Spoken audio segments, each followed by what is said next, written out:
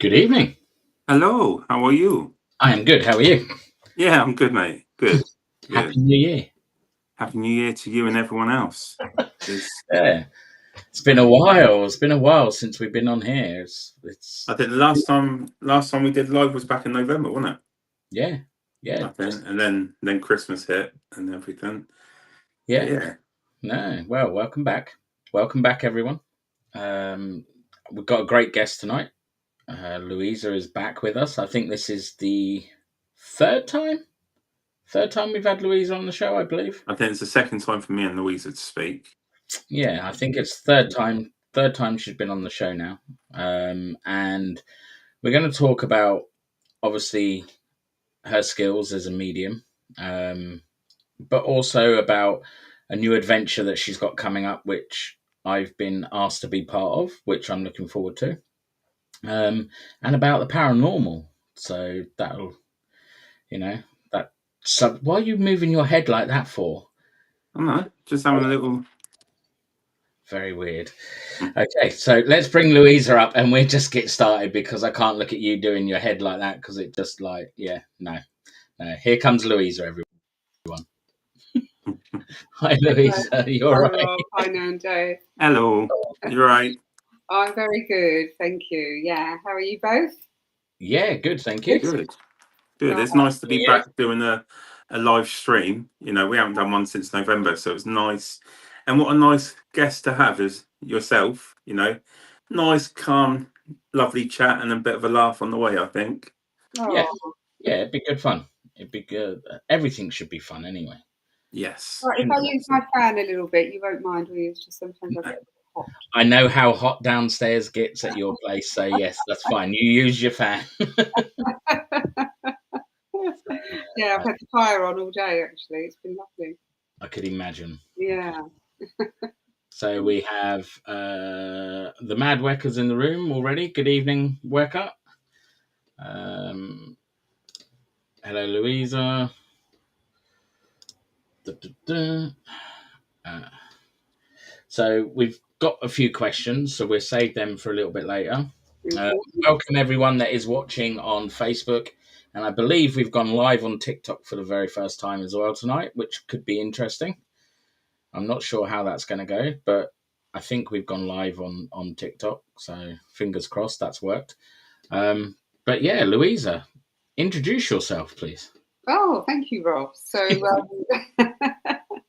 what do I say? No, I'm a spiritual medium, and I live in Glastonbury. Actually, I've lived in Glastonbury for 4 years, and prior to that, I was living in Hertfordshire and then in Germany. And in Glastonbury, I've opened a spiritualist centre here, and I teach as well and hold sittings from my home here. And I travel to Germany as well. So I have a really nice kind of variety of work. I love the paranormal. It's one of my passions. It's something I've been doing for many, many years.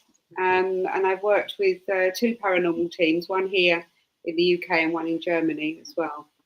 So, we're just starting to do something more with the paranormal here, which we're doing together, Rob, which I'm Yeah, really to. So, yeah, so it's that's certainly. me. Yeah, that'd be interesting. I'm looking forward to that. We'll get into that in a bit. You can explain, what's all that about. So when you lived in Germany, talk to Mhm. us a little bit about your paranormal experiences in Germany. Yeah, sure. I'm just gonna put my glasses on. I can see you better. Well, we joined a team. I joined a team in Germany. There was about 8 of us, and I went in as the medium. They mainly worked with the technical side of things, and it was very interesting because we did a variety of different venues. We did some investigated some houses. We also went into some areas where there'd been some battles, some war, and things like that. Underground bunkers, stuff going on there. And we did a lot of work with TV and radio over in Germany. So we used to sometimes have the TV with us as well while we were doing the investigations, which was really nice. And did we find a lot going on there? Very often, mainly in houses, in people's houses, we found a lot. There was a lot of phenomena. Um, we didn't get quite so much where all the war would take place and things like that, but mainly in people's houses. That's what I found. Oh wow. Okay. That's interesting. So when you go into someone's house, what is it that you initially first do when you go into the house? If someone invites you into their house because they say that they believe they have a spirit or an entity, talk us through how you would approach that as you arrive at the house. So for me personally, I would go in and speak. I speak to the owner first, the people that live there, and then I would do a walk round where I will tune in because one of the most important things is that I can identify what I'm dealing with. That's the first stage, really, of any investigation. And then, because what you're dealing with, if you're dealing with a human spirit, so we've got a human spirit there that is causing disturbance and upsetting people that are living there, then we've got to find out who they are, why they're there, what do they want, and how we can help, Yeah. basically. Because very often you'll find that if you've got a human spirit there, they'll be there because they haven't moved on correctly, because they have still got an attachment to that place or an unresolved issue in their Right. lives, you see. So it's about talking to them, finding out what it is that is causing them to stay there. Why have they not passed on to the resting place in the spirit world? And then finding a solution to help them pass over of their own free will, of course. Yeah. If it's a non-human entity, then the whole process is completely different. So you've got to really, as a medium, that's really my job, is to sort of decipher what is it that I'm dealing with, firstly. Yeah. I went into a house just recently, and they were having quite a lot of disturbances, but it was all electrical disturbances that they were having, things going on and off, electrical things being moved, etc. And when I sat down and spoke to the owners, they had built that house themselves, but they built it on a beautiful forest area. So there's lots of trees cut away and all of this. And when I went into it, it wasn't, they thought it might have been a human spirit, but it wasn't. It was an elemental that I was dealing with. And because the elementals of the forest had become very upset about what had happened to their beautiful ground.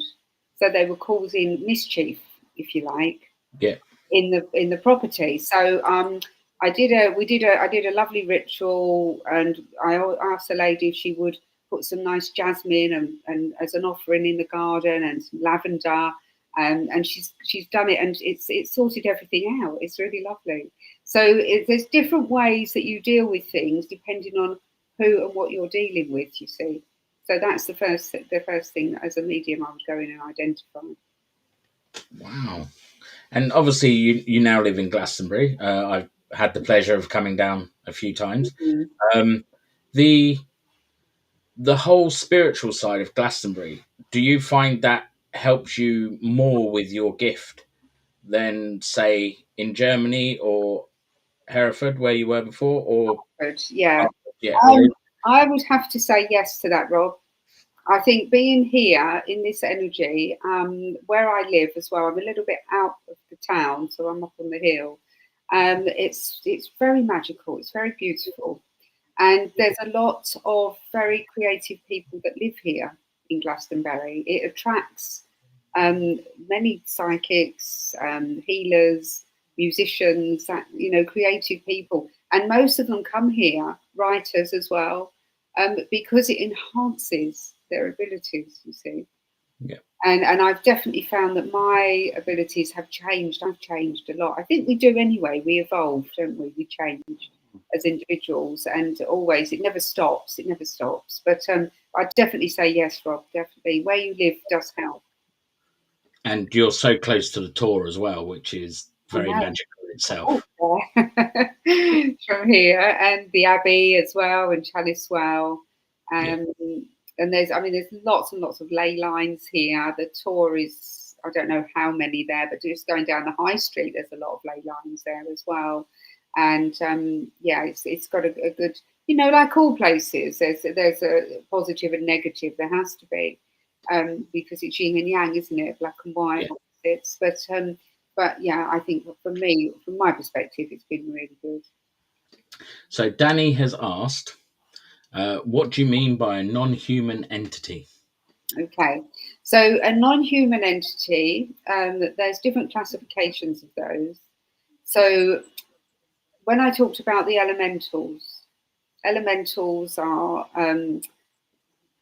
they're really nature spirits. So they're not human, you see. So the nature spirits, and then you can also have spirits that are very rare to come across, because it's very rare that they can actually cross over, unless they're. But that you can get energies that have been summoned or conjured by magicians or people who work with dark magic, and that can be a non-human entity as well. Okay. I hope that answers your question, Danny. I'm sure he'll tell me at the end of the show because he's only next door. It's my other housemate, so he's in that room. So I see. Okay. probably like sitting there watching it. So I thought I could hear your voice coming through the wall, but it's actually, bless him. Nando, have you got any questions? Yeah, so we're talking about the present of what you've done, and things that you've done in Germany. But going back, what was your first experience when you realised that you were a spiritual medium and you had the ability? Okay, the first I've had as a child and growing up, I had many different experiences, which I just thought were quite normal. Mm. But when I was really made aware of it, Nando, was when I was probably about my early 20s, and I went to a spiritual seminar, which my mother-in-law at the time was organising. And there was all different mediums from all over the world. And I was put on the medium's table for dinner. And I was sitting next to a really lovely medium. And she said to me, I want you to come to my seminar tomorrow. I'm doing a demonstration. So I went along. And she invited me to join her up on the platform, up on the stage. And I didn't know why. And she just said to me, I just want to show you something. And just follow my lead. And she put her hand on my shoulder and she said, who do you feel drawn to in the audience? We had about 100 people there. I was absolutely nervous of anything. I didn't know what I was going to do. I'd never done anything before. And I went straight to this woman. We got her to stand up.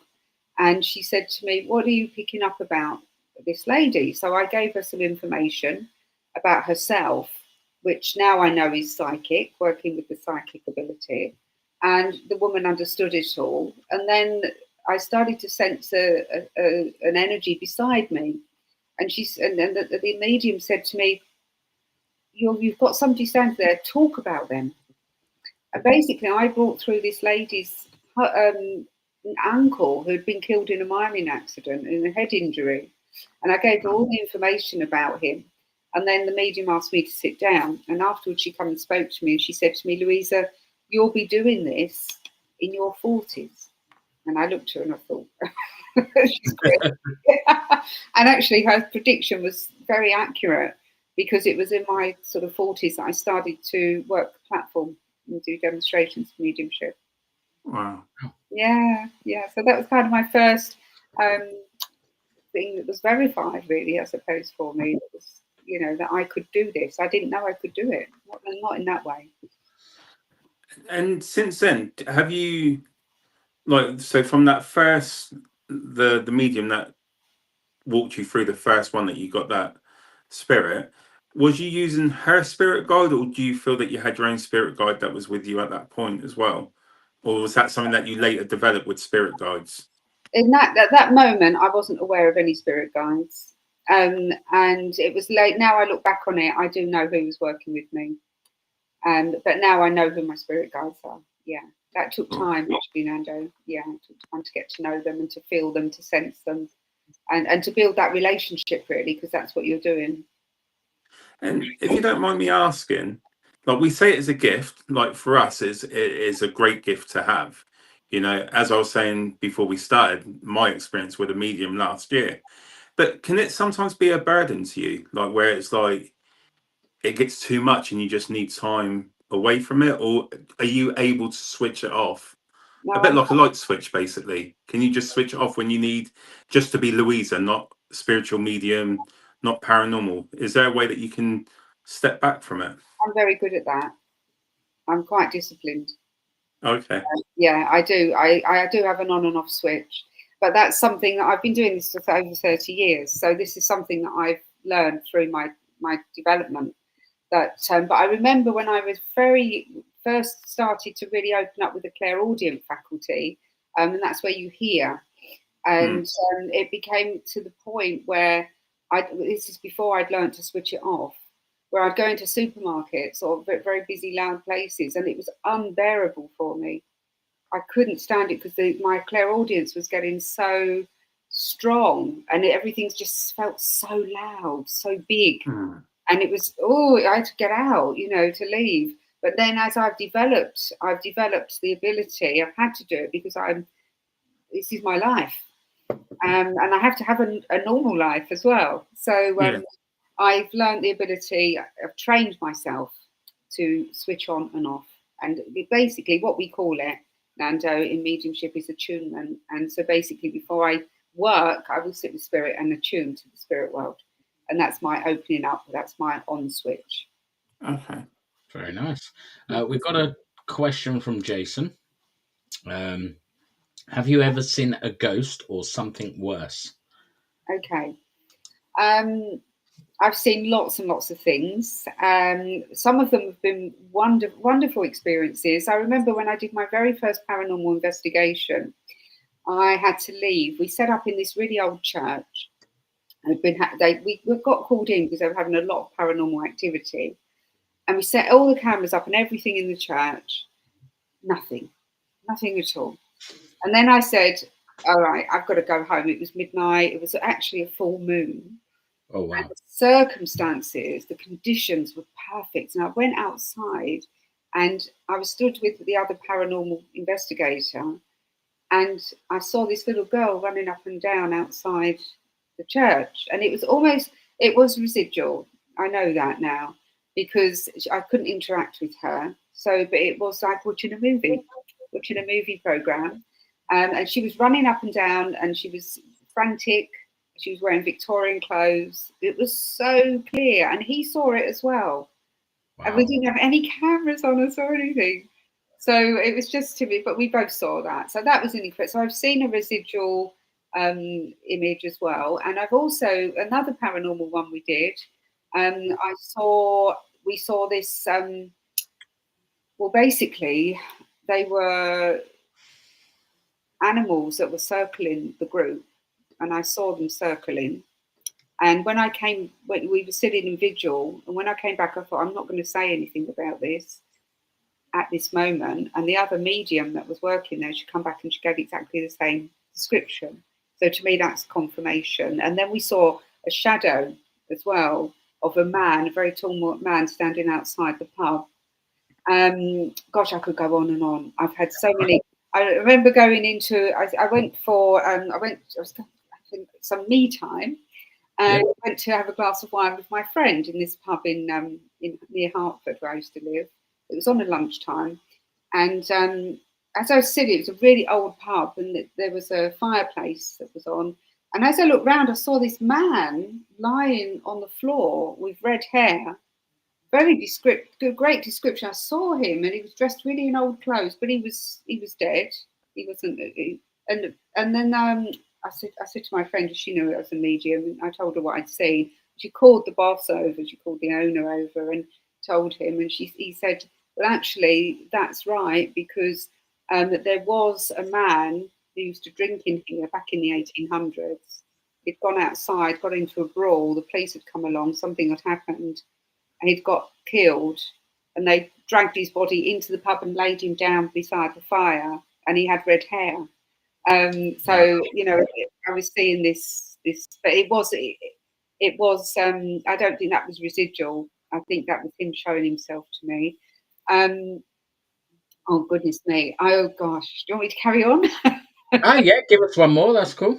Yeah. Well, my parents were publicans when I was a little girl growing up. And we had a pub in the Angel Islington.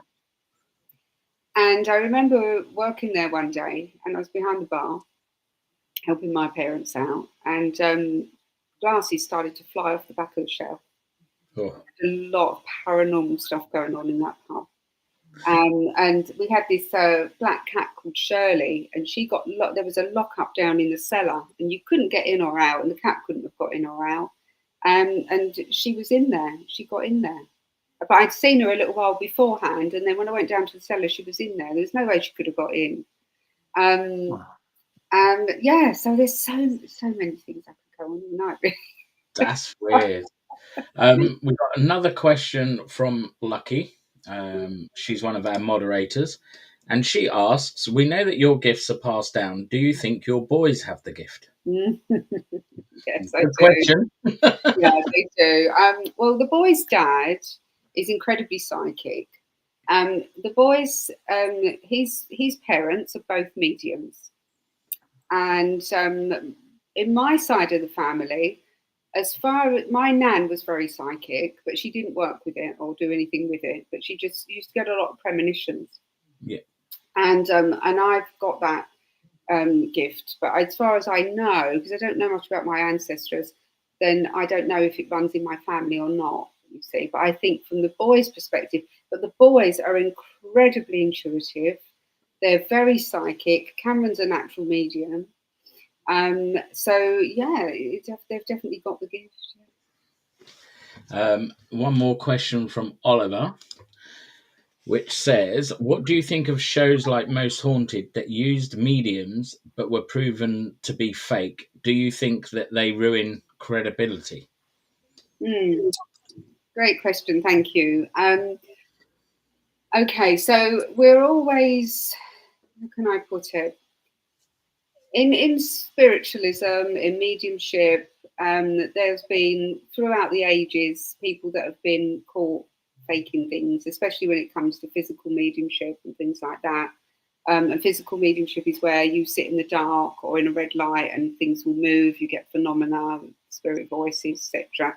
And there's been lots of people that have been caught out faking things because it's been done in the dark.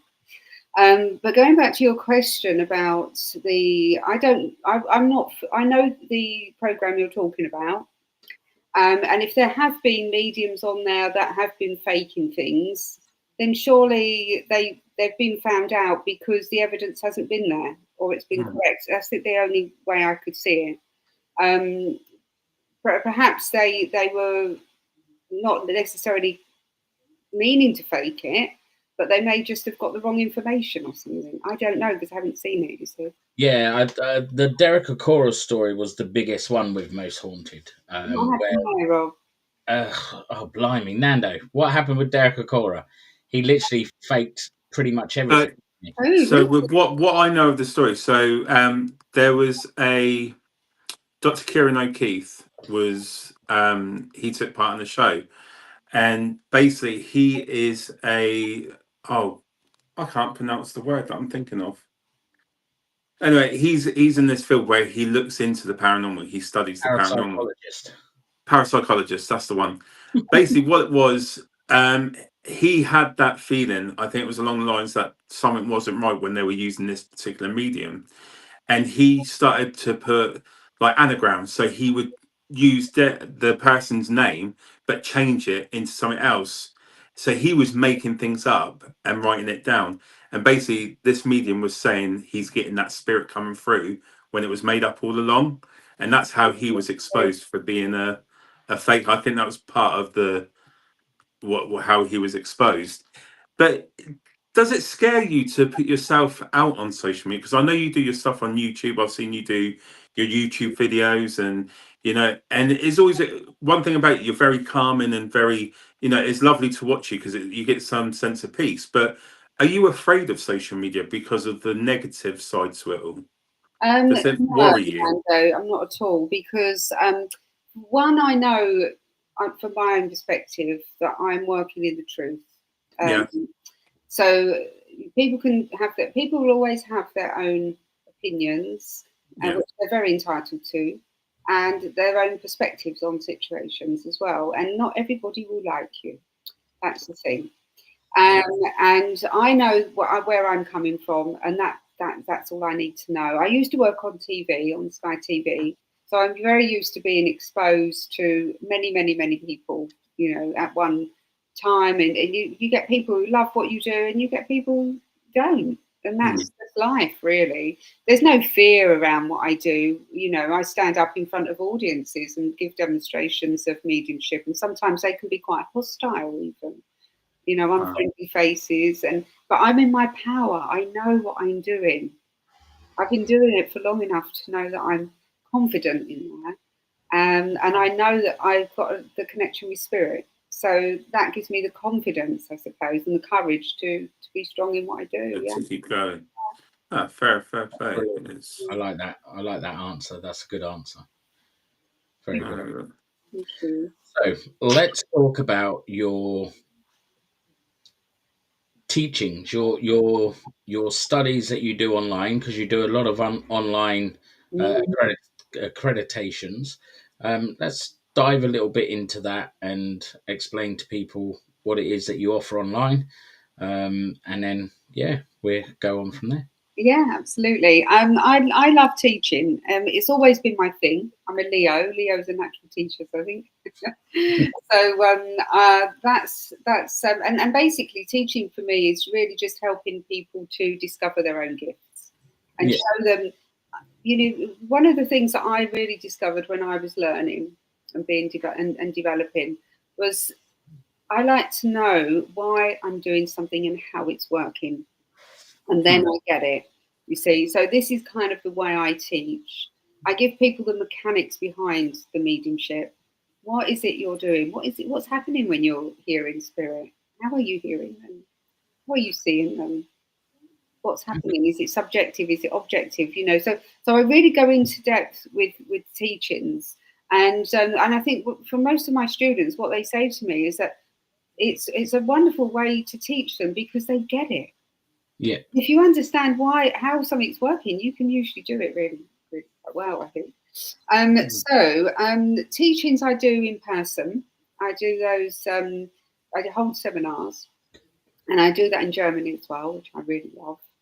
And I tend to go out there three or four times a year. And I also do one-on-one tuitions. So that'll be when I can sit with somebody either in person or I can do it online as well.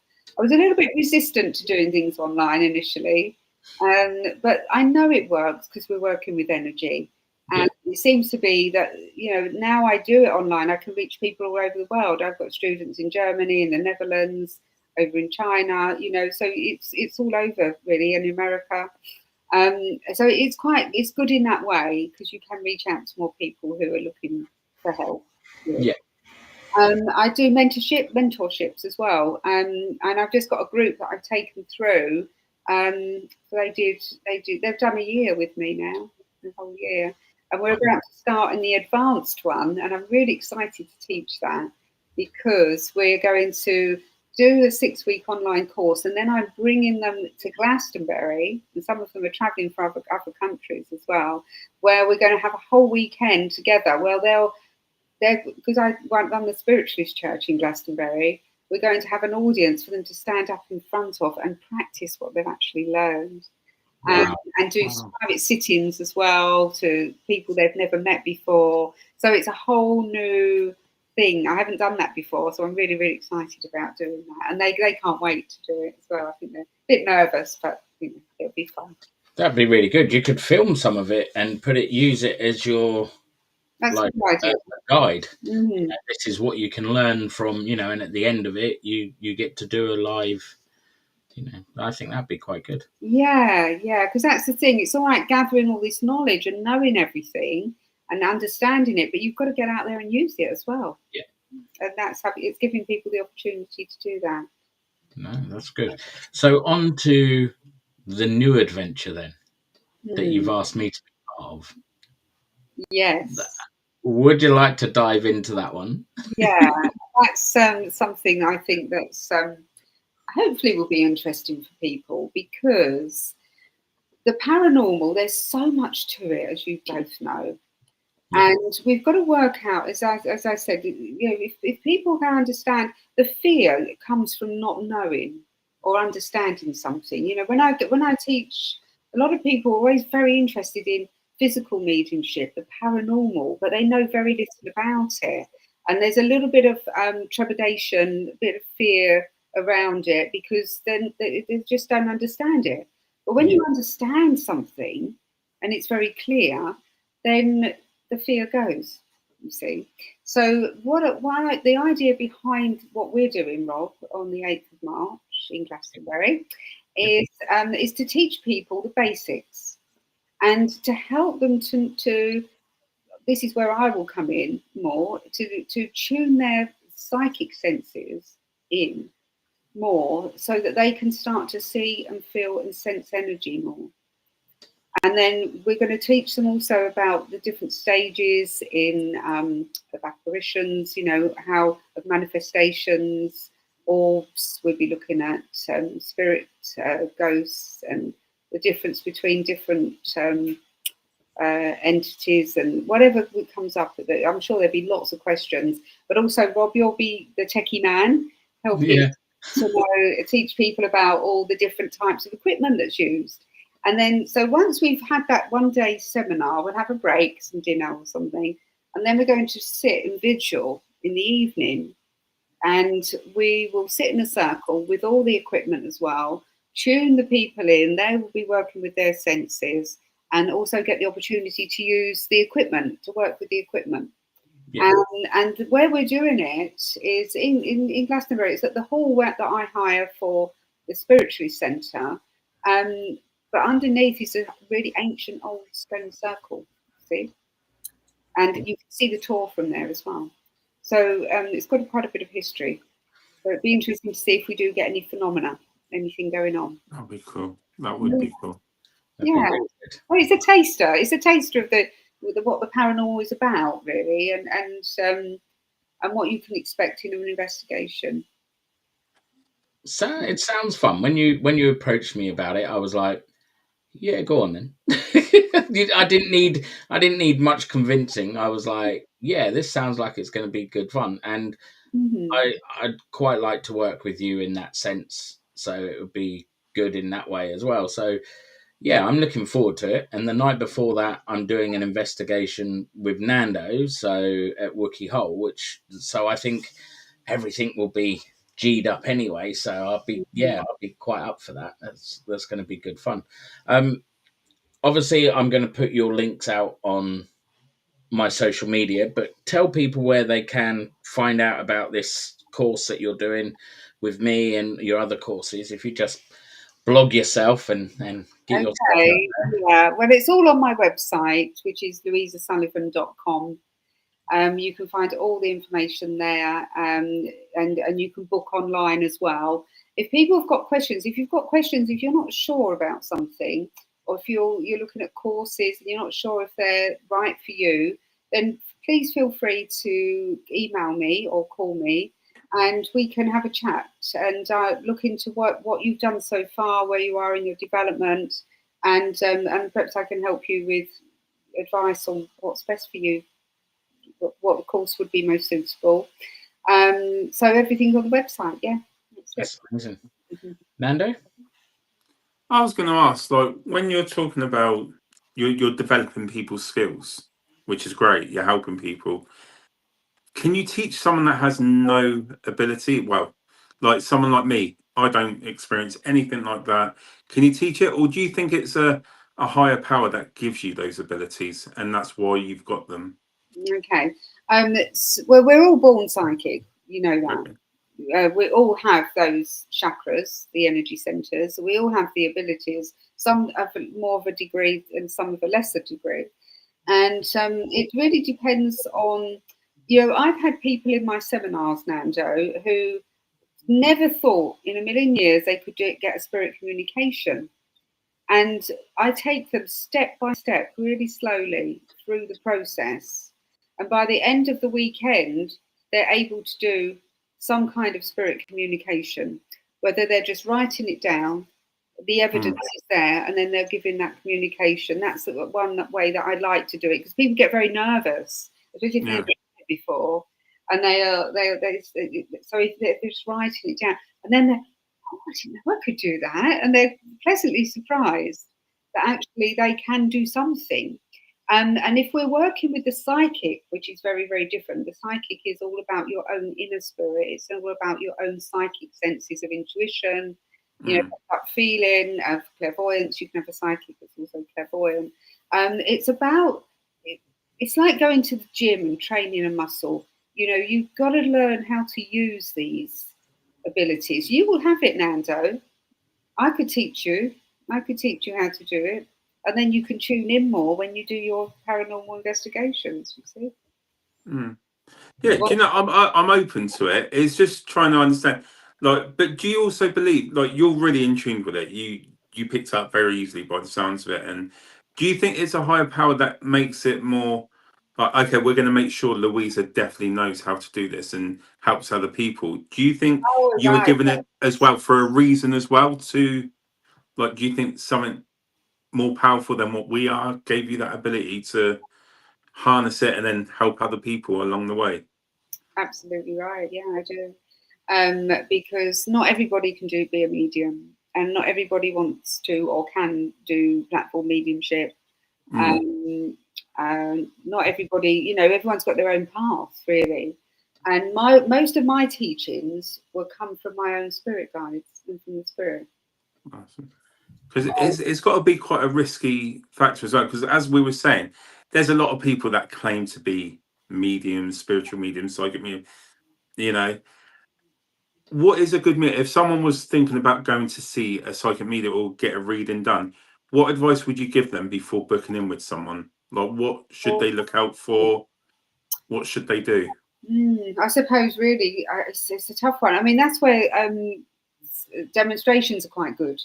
Yeah. Demonstrations. Last night I was at Taunton Spiritualist Church I take a divine service, so I was doing that, and you give a demonstration of mediumship and address, and people can sit and watch you, and they know and then you can make your decision. You see, so that's one good way. If you're just looking online, it's quite tricky because you've really got to use your own intuition to see how does it feel with this person. Watch some of their videos, listen to them talk. Do they seem genuine? And you won't really know until you have a sitting with someone, a reading, because my students sometimes say to me, "But how do I know if it's right?" And I say, "Well, it's very simple. You'll just get a no. Yeah. You get a no from your sitter." Because if you're giving the wrong information, they're going to turn around and say to you, "No, it's not correct. I don't understand that." You see? Yeah, did I answer your question? Sorry. No. You did. You did answer my question. We have another one from Danny. It's going to keep me going all night, I think. With regards to attending properties, would it be essential to research the properties before going, or would being there alone tell you the story of what happened without having prior knowledge? Okay. Great question. Thank you, Danny. So for me as the medium, I like to know nothing about the property. And when I'm going, I will tune in before I'm arriving and when I go in. So I start tuning in on the journey, you see. But if I know anything about the property or anything about the history, then it can really interfere with my own mind, you see, and the information that's coming through. So it's like I want to go in with a clean slate. Yeah. So I don't really want to know anything. However, when you're working maybe in the way that you work, Nando, where you're going in with the equipment and the team, it's probably quite important, I guess, that you do know. No, it's not. No. Oh, right. No. I got that wrong. It's a bit like what you're saying. You want to go in with a clean slate because if you know stuff, your mind can be influenced. If you imagine you're going into the dark and your senses starts going a bit wild, doesn't it? And if you pre-research the location, and so you might think you're hearing things because you know you've read on it. Does that make sense? Like, so I don't tend to. What we tend to do, especially if we go to a new location, we would document anything like names. We'll document what's happened, and then we'll do the research afterwards to see if we can cross-reference what we've picked up to what's on in the history books. Basically, I think that's an important part, because if you go in knowing everything because you've researched the whole location, I think that can sort of influence where you're going to take your investigation. But that's Absolutely. my personal thought. Yeah. I Do don't know some about teams you, do Rob, it because though? Do you some teams do it? Do some teams go in and research it beforehand? Yeah. Or they made it. I'm not too yeah, sure. That would be a great question, because Rob, you've done locations. What's your thoughts on? So I don't research. I don't like to. I like to go and see what I can pick up, whether it's by just feeling or whether it's using the equipment. But some of these bigger uh, investigation teams, like Destination Fear, people like that, they do all their research on places first, and then they go in. And I always think that if you do research and then you go in, you're looking for that little bit that you've read. So Yeah, you're going all out to try and get that bit of information. And sometimes that's what makes it a little bit flawed, because you're not actually opening yourself up to what actually is happening there. You're just searching for that one bit, like the grey lady walking the corridor, or the drummer boy walking in the gardens. You're not and actually allowing yourself to absorb what's actually there to get legit answers, if that makes sense. makes a lot of and sense, Rob. yeah, Definitely. Yeah, you could close the investigation in, couldn't you, rather than leaving Yeah. it quite open to possibilities. So that's the Danny's thing. just messaged me. What is Oh, there we go. Danny's just messaged saying, "Thank you, Rob. That's what I wanted to know. I know so many people that do research, etc. So you don't know if it's legit, i.e., most haunted. So everyone knows most haunted." It, everyone's entitled to investigate the way they want. But I just think, if you're going into a new location, you want to, especially when you're putting evidence out on social media, you don't want to pre research. I think one of the important things to do when you're going to a location is do a walk round. And a bit like what you were saying behind the scenes, if you pick up an area that's right down the bottom, like in the basement, or an area where you're picking up something that's really weird, go back to that bit straight away and then start your investigation there. Yeah, Um, and I just think, yeah, it's great. And then when you pick something up and then you cross reference it and say, look, we found a match, it's quite exciting, because it makes it more like we've achieved something, Yeah. instead of going out looking for that specific thing because you've read it. And the thing is, with what Rob was saying, the grey lady, how many locations around the UK always bring up about a grey lady? yeah, And that's the thing, is I don't want to look for those common factors. I want to find something that's really, like, no one's really picked up before, and then I can say, well, look at this history. Like, when you look on things like Wikipedia, when you look into the history of the location, if you pick up something that no one else has done, it's great to be able to provide that evidence and prove it. So, but yeah. Yes, that's what it's all about. It's evidence, isn't it? Just yeah. going back Mm. to what you just said there about a grey lady. Well, surely that's just a spirit that's manifested into a form, It isn't could it? be anything. I say that all the time, but Yeah, everyone, it always gets homed in. It's a grey lady. yeah. Yeah. It's a, They look you grey. know, Grey man, A never a human grey. spirit and will they're look never a grey man or um, but no, I think, you got to be careful how much, and then it's good because you build up a story with the location, you build up a history yourself with the location as well.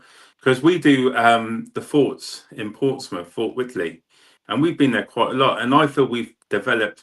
I don't know if this sounds weird, but you've developed a relationship with that location, because you know the spirits. Like, when certain things happen, it's a particular spirit, because you can go back on the documents and say, well, this has happened so many times with the same spirit when we ask the same question.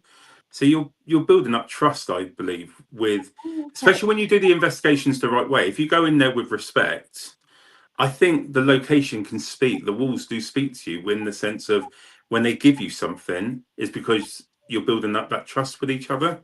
Mm, So That's a good. Yeah, yeah. that's a very good possibility. It's like Mm, yeah. when you go into a location and you suddenly feel ill. That's because they don't want you there, isn't it? Like the very first one I'd done with you, Nando, the hall, where we were all, felt ill going into that loft thing. Oh, where was it? Marley House. That's it. Yeah, Marley House. We were down it, and do you know, it's quite funny you were saying it, Louisa, earlier on. We were downstairs in the basement, and yeah. we went to the end. And the way the basement worked, you walked in, And the basement was more like a tunnel as well, but it broke off into different rooms. And then right at the end, there was a long tunnel that had this weird room there. And we all walked in there. Everyone started feeling a bit bleh, like you can feel that motion. And then Rob got scratched, and Then you we know, sat in that chair right at the end of the hallway, which was very like that chair just placed right at the end of that corridor, at the very back. I Very. think the. But then you got to have fun with the Was it investigations. feel negative when you went down there, Nando? And you got scratched, Rob? Yeah. Rob got scratched. I think what I felt was, that particular moment, like, do you know, as a child, when you've done something wrong and you got that really awful feeling, like, is this ever going to go away? Does that make sense? What I'm trying to. Yeah. That was the feeling that I had down there. A bit of But dread. Heavy. yeah, like dread. Yeah, But that's that was a, hugely human spirit. but I think also having fun on investigations as well. I think that builds good energy. You Mm. know, unless someone decides to put you in a cell and they think it's funny to start pulling the chains from the outside, and you're sat in the cell on your own in the dark and completely, mess yourself up. Hey, Rob? That was not me. I was with your cameraman at that point. Now, Sorry, you were guilty by association, so you're to blame as well. okay, yeah, it was. And they filmed it. And I'm quite a good guy. So arguing, please. But no, So we went to Arundel jailhouse, and we had done the investigation. Oh, I love Arundel. Oh, it's so nice there. one of my lovely favourite. area, wasn't it? It was, and we'd done everything. And Daniel, who is in charge of Portal to the Paranormal, and little Rob, my other housemate, had noticed the fishing line in the prison cell because they hold like a nightclub there as well. So once a month they do like. Was it not the torture cell though? It was a torture cell. Yeah. Because let me just clear when before he goes in, I do not agree to do anything when it's on my own. If I'm locked in the room, I don't do it. So how they managed to get me to do this was beyond me. But anyway, carry on, Rob. Well, we were playing the clap game at first, weren't we? We were doing the clap and everyone clap back, and then we all split up and went into different rooms. But Dan and Rob and Luke was a part of it. They had all seen this fishing wire that were connected to the chains. So me and Rob went and sat in the cell first, and we were there calling out, seeing if we could get anything. And then we decided that we'd put Nando in there and shut the door. Well, I went off and was doing filming with Luke, and then next minute, such a lie. This big fairy comes running. Now I'm the fairy of the group, but he comes running out the cells. What the other guys had done, got hold of the fishing wire and was chinking the chains, but he had a blindfold on in this pitch black cell with these chains rattling around him, and it freaked you out, didn't it, Nando? Oh mate, it didn't freak me out. It completely. I won't say the word, but you can imagine. But do you know what? It's good because I still think building up energy. Like how many times? I don't know for yourself, Louisa, but there's been times where we've been on locations where nothing is happening, and then you start talking, telling each other stories, and have a bit of a laugh, and then suddenly something happens. Like you start hearing footsteps, or the equipment starts going off. And it's just like, do you know what? Let's carry on doing it. Let's encourage the energies to come forward, and I think that's another way to.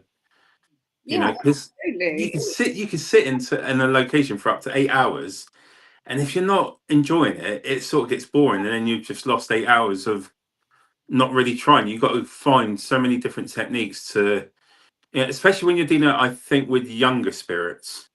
Yeah. I think you need to get on their level. Like, so now we have toys. We bring toys to our investigations as well, like little cars, and like Merrily House. We know there used to be a nursery there, and we would take little toys to try and encourage spirits to come forward, especially the young ones.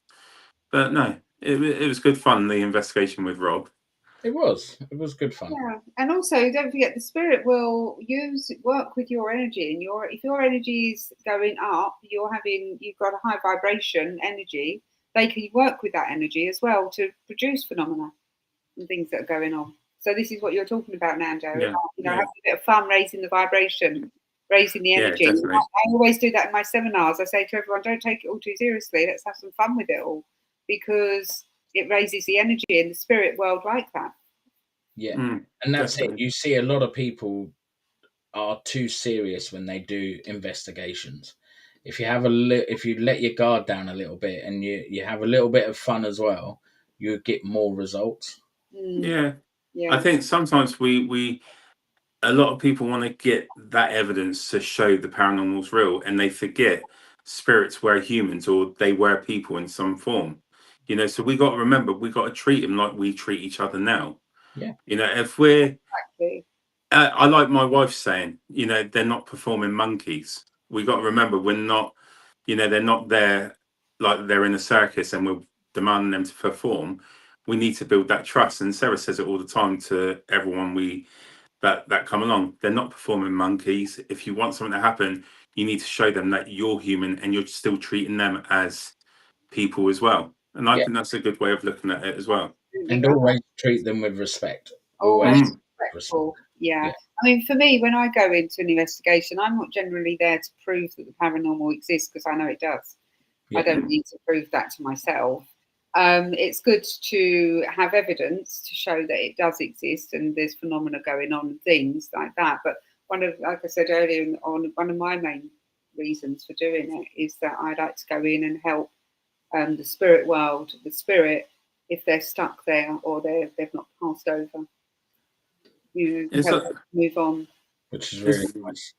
Yeah, I think one of my fondest well, I wouldn't say fondest, but one of the best moments for me that clarifies the paranormal is real.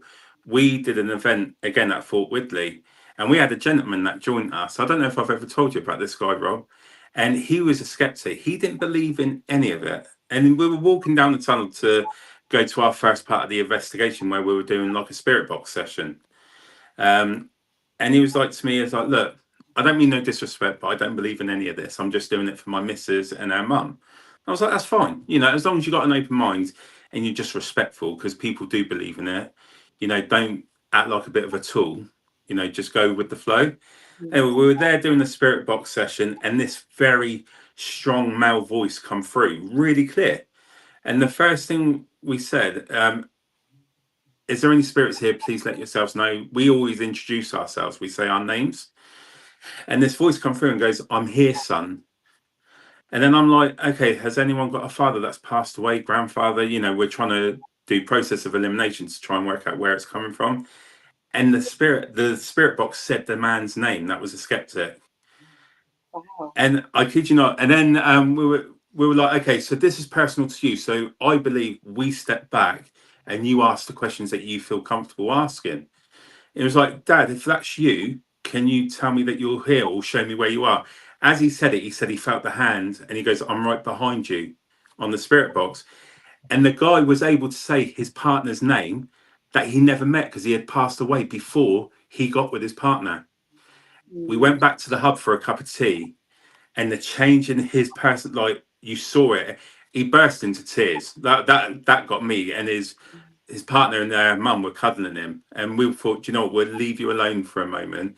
But he come to us at the end of the evening and goes, "That's one of the best experience I've ever had in my life." oh, And that's I just thought that was so beautiful. cool, you know, because we didn't even have to do anything. That was meant for him to be there. I believe Yeah. that there was a higher energy or a higher something that Totally. made those three book onto that event on that specific day, Oh, totally. because that energy was so real. And there was a group of us that three of them knew each other, the partner, the mother, and that, but none of us had never met before. And to get that clear voice, and it was super clear. Like, I mean, you didn't have to struggle in hearing it at all. And yeah, that was one of my best moments doing the I'm not paranormal. surprised, Nando. That's incredible. That's really Mm, beautiful. The spirit are intelligent, and when you're dealing with an intelligent spirit, an intelligence there, they can make wonderful, magical things happen. Yeah. definitely. Yeah, Uh, So that was that's cool. lovely. Yeah, it's lovely. Thank you for sharing that story. Yeah, I just said just pop. Well, as we're talking about personal experience, I just thought that was a great one Mm. that Yeah, sticks. But do you think spirits though they can do it because they can sense there's something wrong with their loved ones still living? yeah. Like, do you think they can make that happen when they know like we're struggling with certain things and then they make themselves known?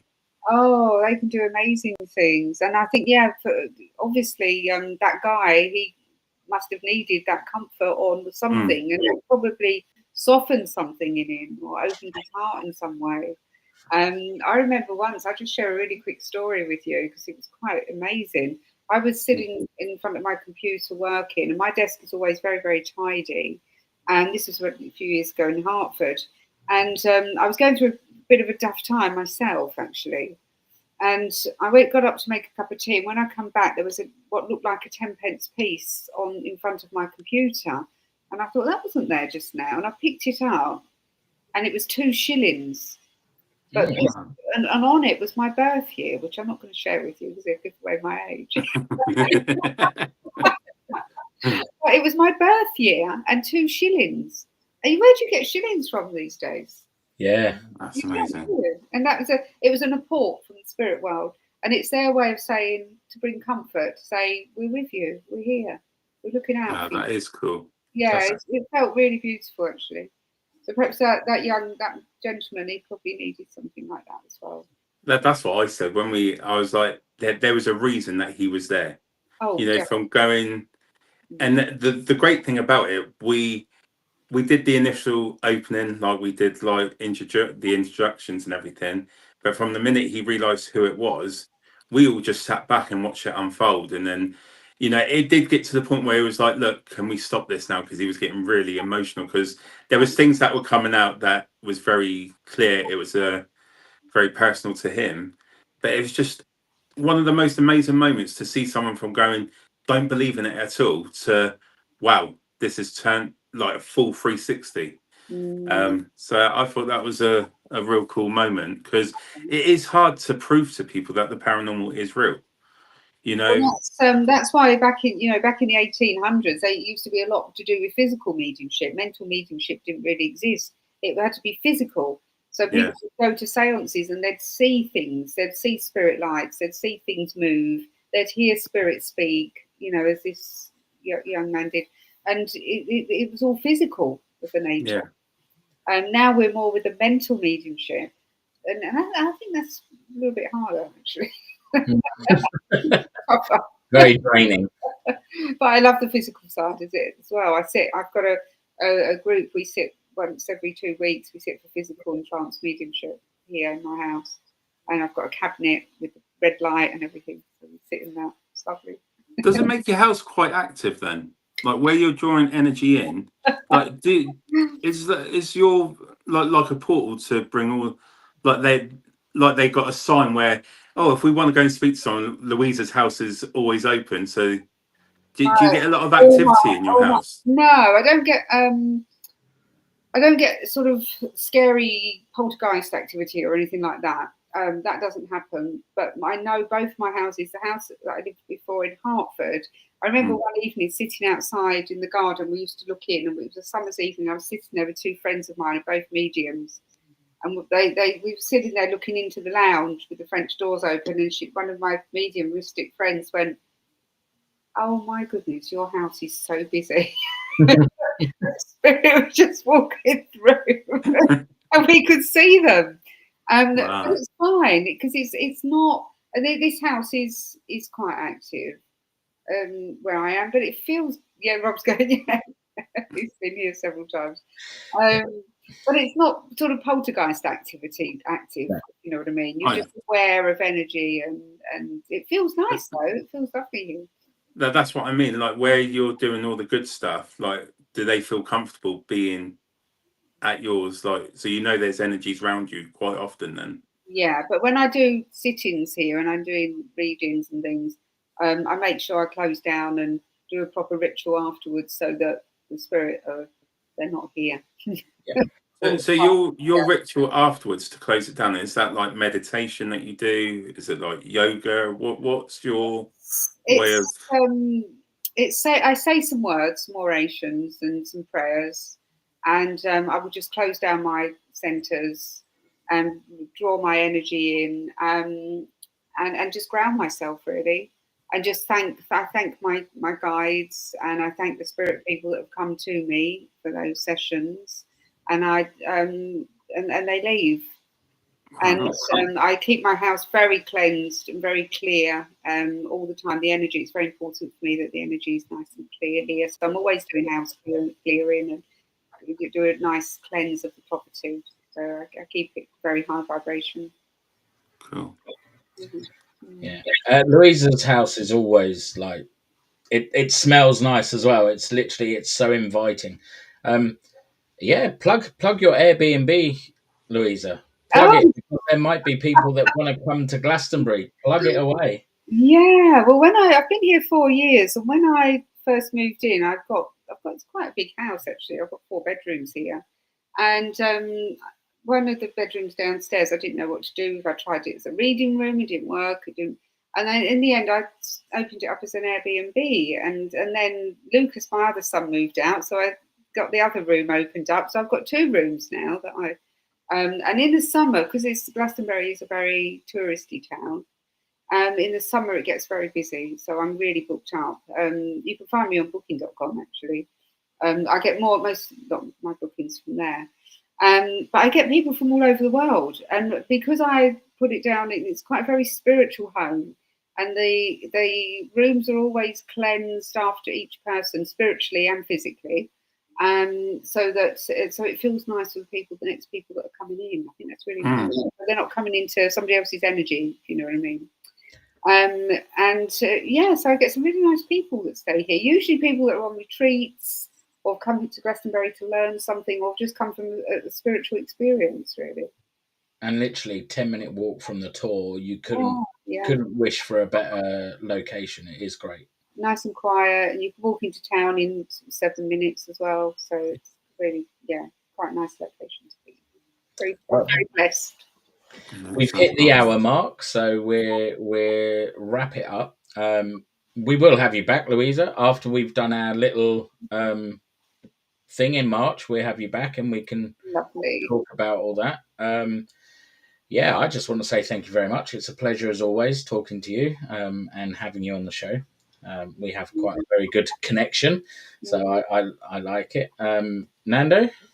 Yeah, just thank you for answering the questions. And, like I always say, I know I could go on a bit of a tangent when I get into it, but it's just that there's so many things that we don't know about, especially with these sort of abilities. And we can go on for hours and hours because there's so many areas that we can go into. But just thank you for sharing what you have done tonight. Yeah, you're very welcome. Somebody just come up with another question. Look, Danny again. He's a pain in the arse.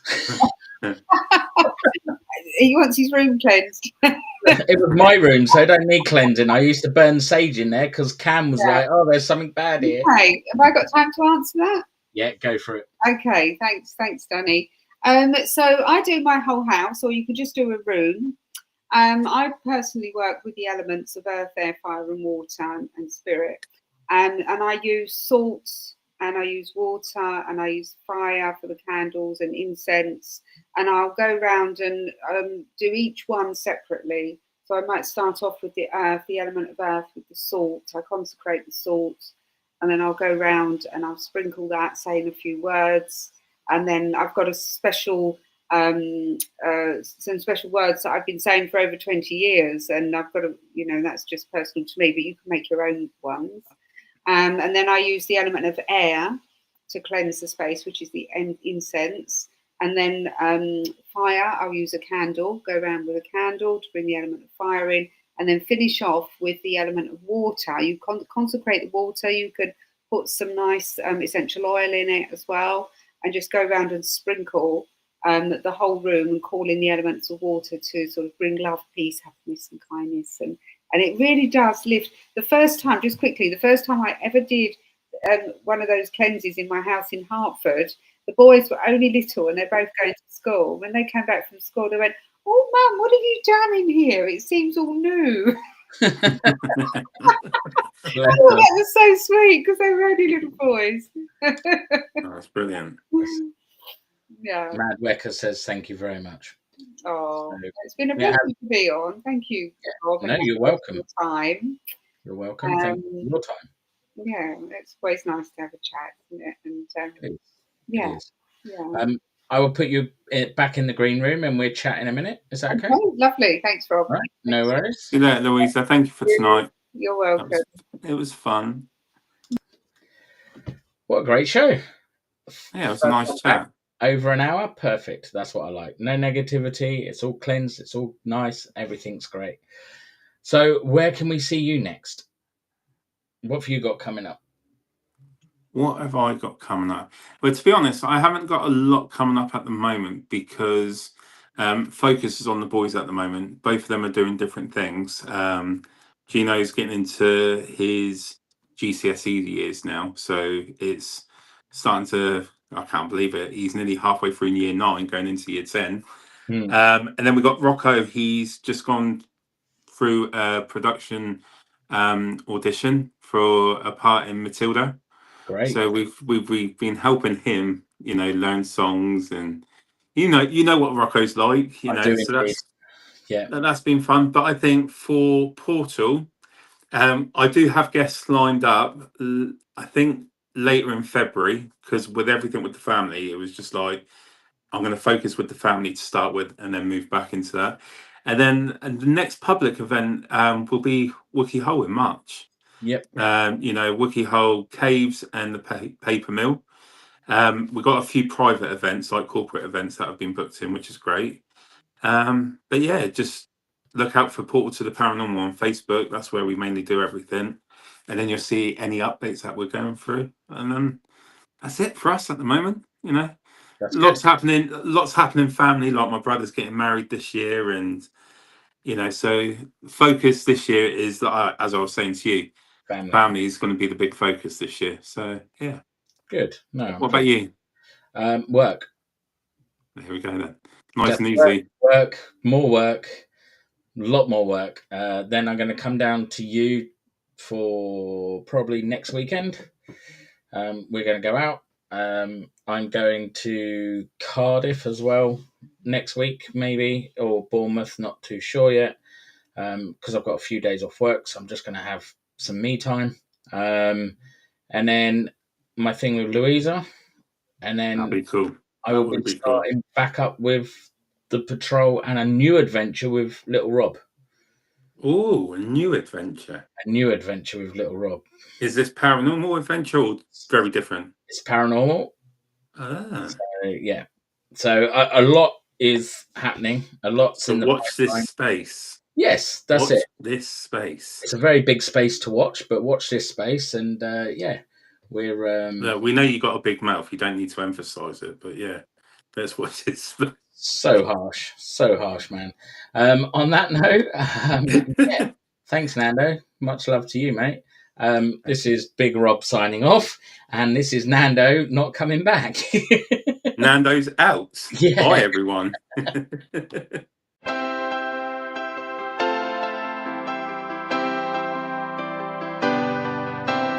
Thank you all for joining. The lights are shining bright. A show filled with laughter. We hope you felt the light. From Rob to Nando, we're grateful every night. Your love fuels our passion. We reach for new heights. And every click and comment, your support we see. Together we create magic, you and me. Thank you for the laughter, the memories we share. From the bottom of our hearts, we're always aware. Next week's show is coming, we'll take you on a ride with Rob and Nando, your host by your side.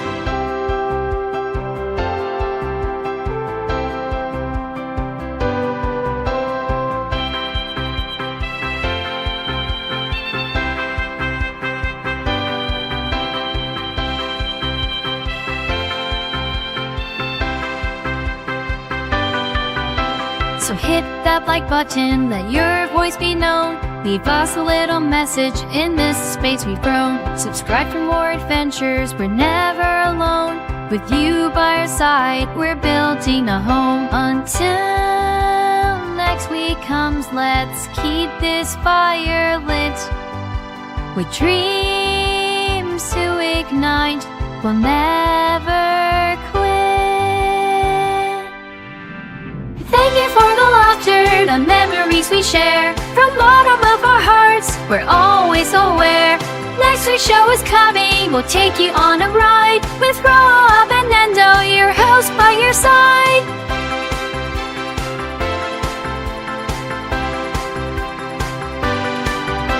So thank you once again for making this real. We'll see you next week with more Georgia